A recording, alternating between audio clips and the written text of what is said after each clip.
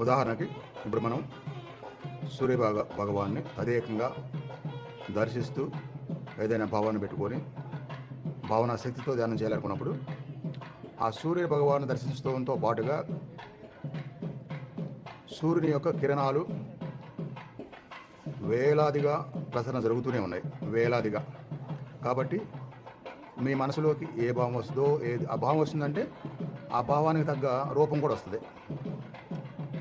కాబట్టి ఆ భావానికి తగ్గ రూపం మీద వచ్చినప్పుడు వెంటనే ఆ రూపం మీదకి ముందుగా అనుకున్నటువంటి ఆ వేలాది సూర్యకిరణాలు ఆ ఒక కిరణం వచ్చి ఆ వచ్చిన భావం మీద దానికి తగ్గ రూపం మీద పడుతుంది, వెలుగునిస్తుంది. కిరణాలు తేజస్సుగా దాని మీద పడుతుంది. దీన్ని పెట్టుకుంటే మీకు ఏ భావం వచ్చినా, ఏ దృశ్యం వచ్చినా వెంటనే దాంతోపాటుగా సూర్యభగవానుడు, సూర్యకిరణాలు, వెలుగు ఇవి కూడా మనసులోకి వస్తాయి. వచ్చి ఆ వెలుగు, ఆ కిరణాలు ఆ భావానికి తగ్గ రూపాల మీద